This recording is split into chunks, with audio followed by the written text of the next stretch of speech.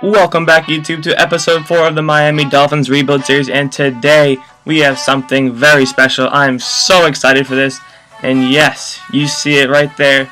This episode will be featuring Josh Gordon because I'm assuming you guys have heard the news. He will be reinstated and only serving a 4-game suspension, which means he is officially back in the NFL and playing for the Browns.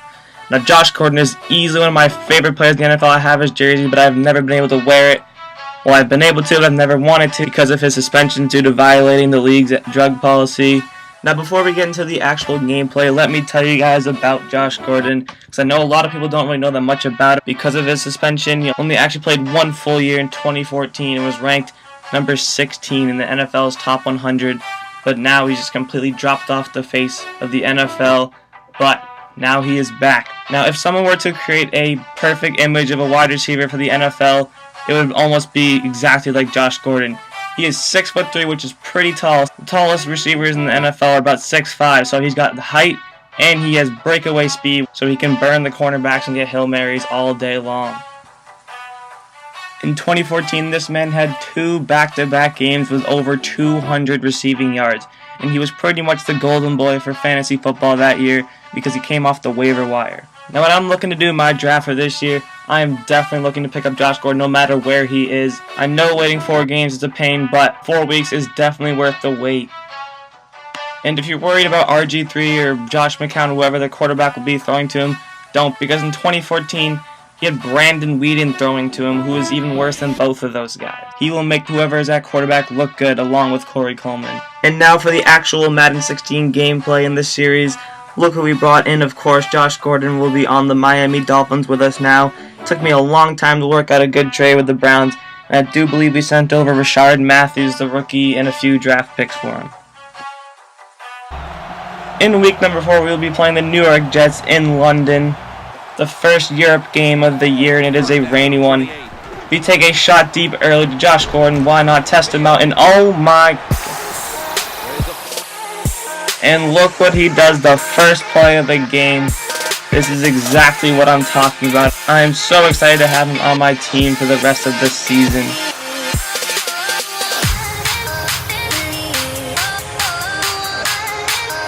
I mean, just look at that.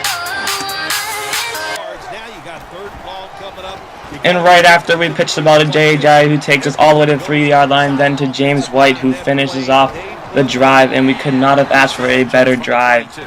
And the Jets take over for their first possession.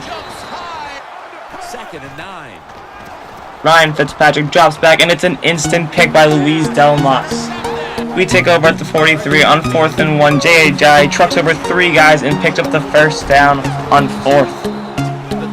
Tano drops back. We see Josh Gordon again, and he just sheds off Antonio Cromartie once again and goes into the end zone. Now, this is not on rookie or pro or anything. This is on all Madden difficulty, so Josh Gordon is just breaking the game right now. And we find him again on the next drive as the Jets cannot get anything going on theirs. Tannehill scrambles out on the 3rd possession, and he finds the sideline and take it all the way in. And Tannehill's on fire already, along with Josh Gordon. The Jets take over again. They finally get a drive going as Fitzpatrick finds Jason Morrow for the big gain to the right. Because there's no action on the offensive side. It's time for the quarterback to call the right plays. Now Fitzpatrick is finally heating up and getting some play to go, and we lay on the boom at the fumble end. And I have no words for what just happened right there. I don't know. Very demoralizing to this team right now, Phil. And we get the ball back, but we get nothing going on this drive as Tannehill gets sacked, and we have 2 unsuccessful runs, so they will take over once again.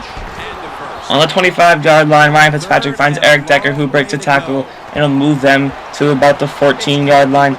And Fitzpatrick drops back once again, finds Jeremy Curley, who hurdles our man down and takes it all the way to the end zone for a touchdown, 21-14. This game is finally back on. We decided to look for Josh Gordon once again because he is on the spotlight for this episode. We take a shot through, and he makes another amazing catch. Let's take a look at that in the instant replay. Over Antonio Cromartie, who is one of the top corners in the league, too. Just absolutely destroys him with one hand. And right after, with Ryan Tannehill, we make a beautiful throw to Devontae Parker, who makes an amazing catch in traffic, and right after, Jarvis Landry will find his way into the end zone for his first touchdown of the day on the quick slant. And just before half, the Jets will have the ball, and I was assuming that they would just kneel the ball because there wasn't much time left, but they take a shot deep, and there is a flag on the play. Let's tune in to see what the call is. And you have got to be kidding me. It is a defensive pass interference, so they will get a free field goal just before the half. The kick in, it's through there. And they will start with the ball at half, and Chris Ivory finds some space and gets a pretty solid run. Third and 9. And right after, Fitzpatrick finds Jason Morrow, and he breaks 2 tackles and keeps going until he was down at the 12. On 3rd and 2, they pitch it to Chris Ivory, but we do not let him go anywhere, and they would be forced to take another field goal, 20-28, going into the late part of the 3rd quarter. The kick is through for 3. The Dolphins. Ryan Tannehill finds Josh Gordon once again, and this man is on a mission to prove everyone that he is still worthy to be in the league. And 3. Tannehill goes deep to Gordon once again, and that was a very bad throw. I do not know why I threw that, and that is the first interception of the day for Tannehill. They take over at the 6th, and Chris Ivory finds lots of space and gets the speed going, but Rashad Jones stops him from taking it all the way home. Now just after, Fitzpatrick drops back again, but Luis Delmos with his 2nd pick of the day. He is on fire. We're going to screen past to J.J., who picked up the first down and moves us to midfield. Tannehill drops back once again. He finds space, so he will scramble and pick up another first down. Tannehill is doing good in the air and on the ground so far. Tannehill finds Jarvis Landry over the middle. He's wide open for his 2nd touchdown today, who dives and slides right into the end zone for 7. 3rd down and 13. Fitzpatrick takes over trying to get back into this game, and you find Jason Morrow over the middle once again. And the next play after, he finds Amaro again. And he takes a shot deep to Brandon Marshall, who makes an amazing catch over Brent Grimes, falling on his back. And they're in the red zone officially. So they hand the ball off to Chris Ivory, who brings them to the 1, and they try to go to Barlaw Powell right after. But we stop him and make him lose 4, and they're back on the 5. But that does not matter because they find Jeremy Curley over the middle for a touchdown. Now we take over one more time trying to steal this game. We find Jarvis Landry, who puts on a juke and takes it all the way. Jarvis Juice Landry with his 3rd touchdown of the game, maintaining his spot on this team along with Josh Gordon as the 2 top receivers. Now Fitzpatrick is starting to get desperate, making any throw possible, and Bryce McCain will pick it off and end this game with a pick 6. That is it for today's episode. I hope you enjoyed Josh Gordon's involvement in this series, and thank you for watching.